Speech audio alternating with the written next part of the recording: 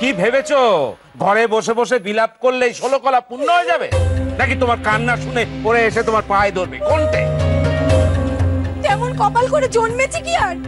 সারা জীবন তো কপালে উচ্ছিষ্টে জুটেছে আমার।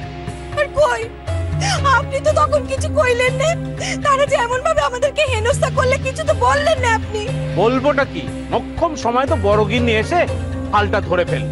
কত সাজ ছিল আমার, বড় গিন্নির মতো আমি গা ভরা গয়না গড়াবো। কান্নাকাটি না করে আমি যেটা বলছি মন দিয়ে শোনো। কি শুনবো কি? বড় বড় জাহাজগুলো যখন যায়, হাওয়ার গতিপথের দিকে নিজেদের গতিপথটা বদলে নেয়, তবেই না ঝড় ঝাপটা সামলে অথই সমুদ্রে নিজেদেরকে টিকিয়ে রাখতে পারে।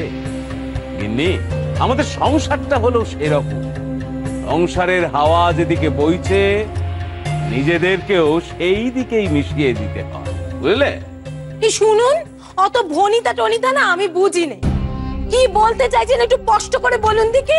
বলতে চাইছি, এই ঘরে বসে না কেঁদে তোমার উচিত হবে এই বিয়ে বাড়ির ভিড়ে মিশে যাওয়া। মরণ বলি আমি যেতে যাব কেন? তারা কি আমায় ডেকেছে?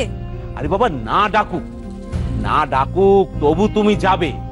কেন বুঝতে পারছো না যে ওই দুই বউ হচ্ছে বিধবা, ওদের দিয়ে তার শুভ কাজ সম্পন্ন হবে না। তোমাদের এই 3 বউয়ের মধ্যে তুমি তো একমাত্র হচ্ছে স্বামী সৌভাগ্যবতী, তোমাকে দিয়েই বাড়ির সমস্ত শুভ কাজ হবে। তাই বলছি, না কান্নাকাটি করে তুমি এই ফাঁকে বাড়ির ভিড়ে তুমি মিশে যাও, মিশে গিয়ে প্রমাণ করে দাও যে এই বিয়েতে তোমার খুব আহ্লাদ হয়েছে, বুঝেছো? কি এমন হাতি ঘোড়াটা হবে? সেই তো এবারের গিন্নি ওই বড় গিন্নি থাকবে।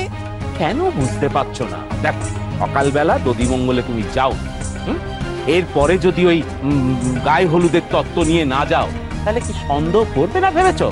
এদিকে তো মইন আমাদের উপর চটেই আছে। ভিয়েন থেকে এইমাত্র ঘুরে এলুম, গরম বোঁদে নেমেছে। শুধু ঘুরেই এলে নাকি চেকেও হয়েছো?